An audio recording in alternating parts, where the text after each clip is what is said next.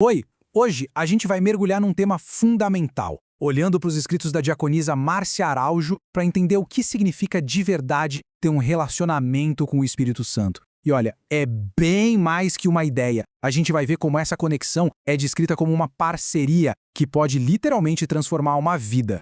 E a fonte já começa com uma advertência bem forte: não desprezar a pessoa divina do Espírito Santo. Isso de cara já dá o tom da seriedade do assunto, né? A ideia não é só conhecer sobre ele, mas valorizar, não deixar de lado essa presença. Para a gente organizar o pensamento, nosso roteiro vai ter 4 partes. Primeiro, vamos ver quem é o Espírito. Depois, o que exatamente significa comunhão. Aí a gente explora o que acontece na prática com essa relação e, por fim, como manter essa conexão no dia a dia. Então, vamos começar pelo começo, pela base de tudo. Quem é o Espírito Santo? Porque, olha, entender a identidade dele muda completamente a nossa perspectiva desse relacionamento. E aqui o texto já conserta uma confusão bem comum.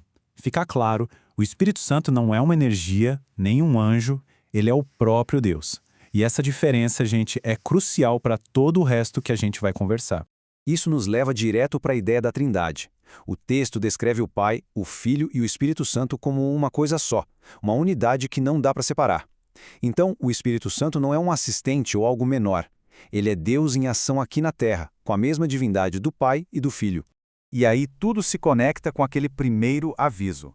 A consequência é bem direta.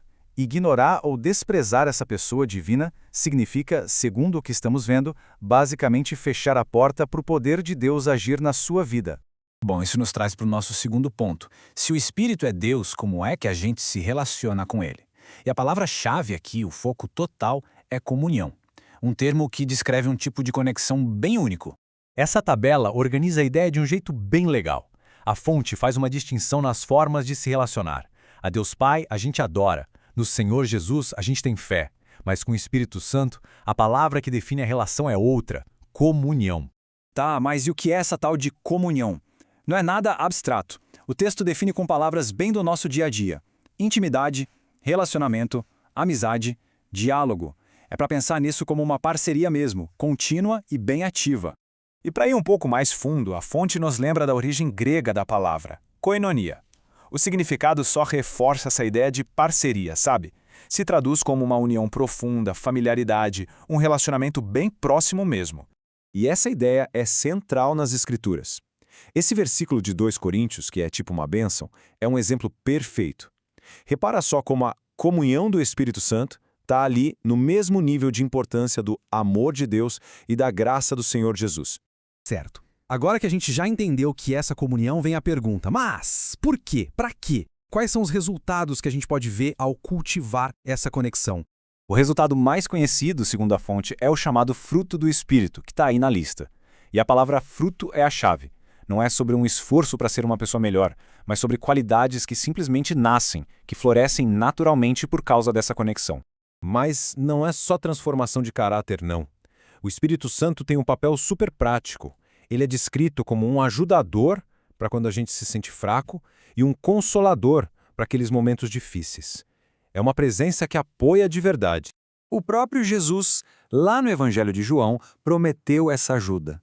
Ele o chama de conselheiro, aquele que ensinará todas as coisas.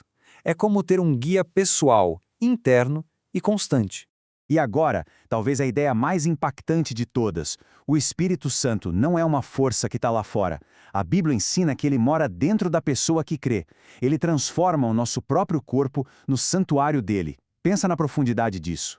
Isso tudo nos leva para a nossa última parte, que é a mais prática. Se essa conexão é tão vital, como é que a gente mantém isso no dia a dia? A fonte resume tudo em 3 ações bem diretas. Primeiro, praticar a obediência, que é basicamente seguir a direção dele. Segundo, evitar apagar o espírito, ou seja, evitar atitudes que atrapalham essa amizade. E terceiro, buscar ativamente por mais dele, pela sua plenitude. E para a gente encerrar, fica essa pergunta no ar. Deixando um pouco a teologia de lado e pensando na vida real, no dia a dia, como seria viver uma parceria contínua com o próprio Deus? Com Ele morando e guiando cada passo, de dentro para fora. Essa é a grande questão que esses escritos nos convidam a refletir.